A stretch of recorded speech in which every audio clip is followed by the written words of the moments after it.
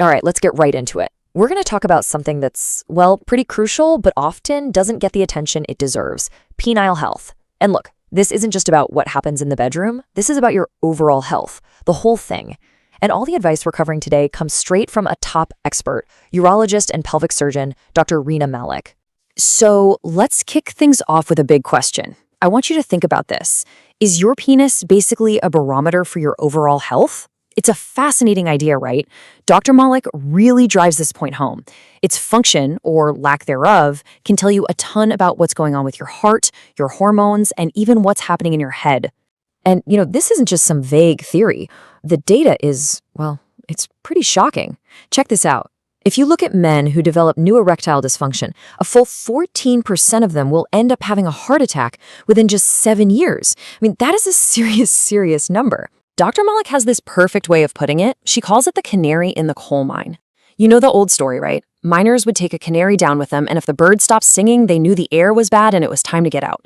Well, it's the exact same idea here. Erectile dysfunction can be one of the very first signs that something is wrong with your cardiovascular system. It's a warning light, and you absolutely should not ignore it. Okay, so with that pretty serious context set, let's jump into our first section. We're going to tackle some of the most common and, frankly, most dangerous myths out there. These are the things you should never, ever do. So let me be absolutely crystal clear on this one.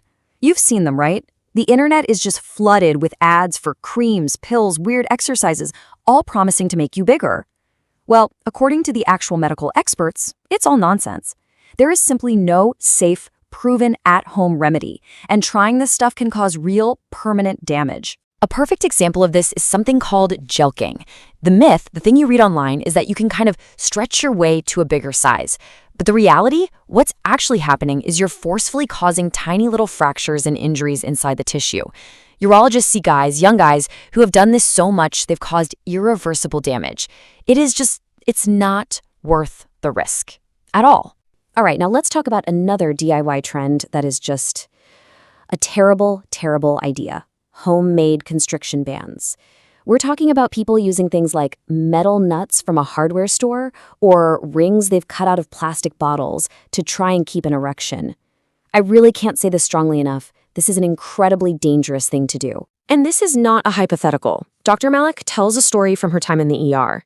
A guy put a construction nut on his penis, passed out, and when he finally came in, it was so swollen they couldn't get it off. They literally had to call the fire department to come in with a jiggly saw to cut it off. So yeah, the takeaway here is pretty simple. Just don't do that. Okay,